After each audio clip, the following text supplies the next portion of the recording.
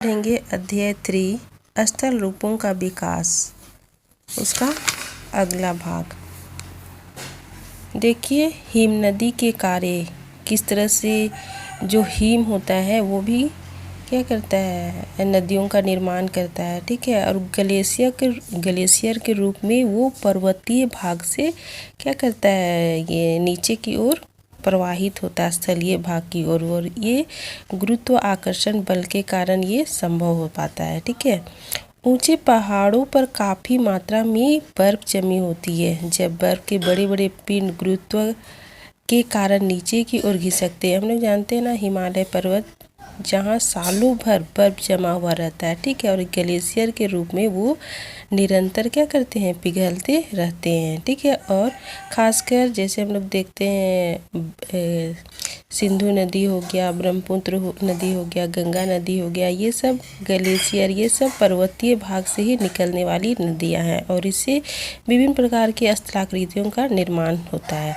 पहला नंबर में देखो यू आकार की घाटी, देखिए। ठीक है, घिसकने के क्रम में हिम नदी घाटी की दीवारों के साथ साथ तली को काटकर चौड़ा करती है। ठीक है, निरंतर ये घिसकते रहती है और नीचे का जो भाग रहता है उसको वो क्या करती है, चौड़ा करती है। देखिए इस तरह का आकृति का निर्माण करती है। ठीक है, ये घिसकते हुए ये जो पर्वतीय भाग है इसको काटते हुए वो क्या करती है, आगे बढ़ती है और यू आकार की घाटी का निर्माण करती है। ठीक है, इस क्रिया में निर्मित घाटी का आकार अंग्रेजी के यू जैसा हो जाता है और इसे ही हम लोग यू आकार की घाटी कहते हैं। ठीक है, समझ में आया। दूसरा नंबर देखिए हिमोड़।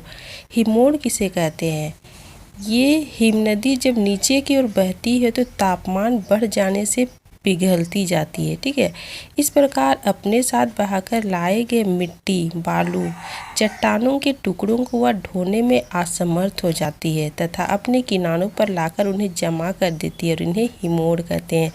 हम लोग जानते हैं ना, जब नदी प्रवाहित होती है तो अपने साथ बहुत सारे अवसादों को साथ में लेकर क्या करती है, आगे बढ़ती है। जब लेकिन वो बढ़ने में असमर्थ हो जाती है तो किसी एक स्थान पे लेके वो क्या करती है, उसे छोड़ देती है। ठीक है, तो इसी को हम लोग हिमोड़ कहते हैं। ठीक है, तीसरा नंबर में देखिए सर्क एवं टार्न।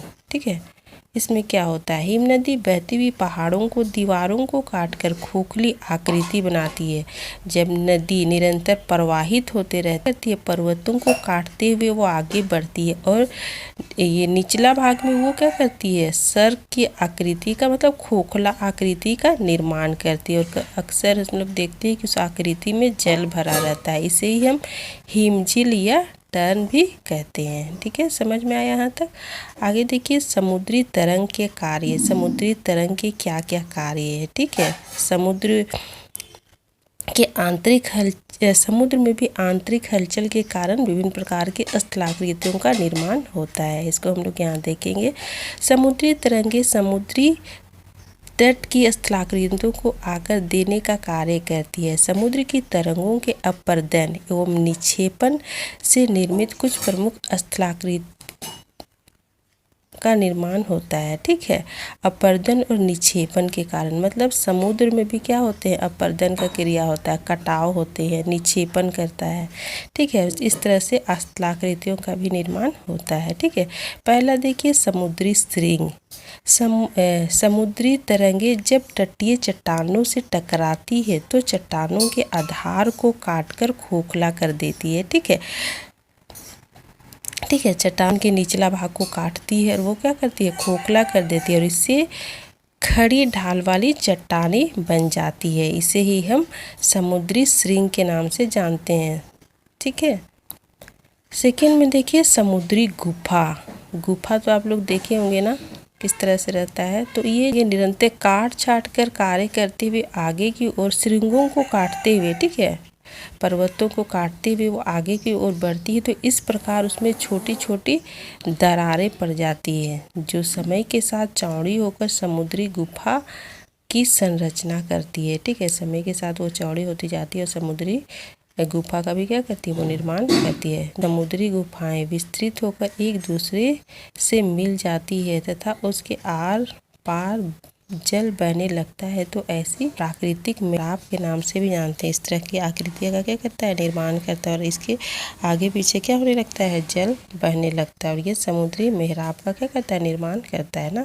ठीक है, जब ये प्राकृतिक मेहराब अपरदन के कारण टूट कर, अपरदन मतलब हम लोग जानते हैं ना, अपरदन मिट्टी का कटाव होता है, तो इस स्थान पे क्या होता है, चट्टानों का भी कटाव होता है। ठीक है, और कटाव होता है तो इसका जो निचला लेयर टूट कर गिर जाता है। ठीक है, तो इस तरह से इसके स्थल पर सागर से अलग हो जाता है, तो ऐसी आकृति को स्ट्रैक या सागरीय स्तंभ भी कहा जाता है। ठीक है, समझ में आ गया।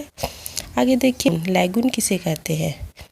हम लोग लैगून जानते हैं ना, कभी कभी समुद्री अवसाद लंबे सक्रिय अवरोध के रूप में तट के किनारे एकत्रित हो जाते हैं। ठीक है, मतलब समुद्र में भी क्या वाहित होता है, तो कभी कभी अपने साथ बहुत सारे अवसाद को लेकर वो चलता है। ठीक है, चलता है, और सागर के साथ में नहीं चल पाता है, वो क्या होता है, अपने अलग से वो क्या करता है, आकृतियों का निर्माण करता है, अलग भाग में वो अलग हो जाता है, जिसके कारण से वो एक स्थान पे क्या होता है, वो एक स्थान पे जम जाता है। ठीक, और इस तरह से वो लैगून का निर्माण करता है, तथा उसके पीछे एकत्रित पानी मुख्य समुद्र से अलग हो जाते हैं, लैगून कहते हैं, झील का निर्माण करता है। ठीक है, जैसे उड़ीसा झील, और ये लैगून झील का एक अच्छा उदाहरण है। ठीक है, समझ में आया आप लोग को। आज का क्लास इतना ही रहेगा। धन्यवाद।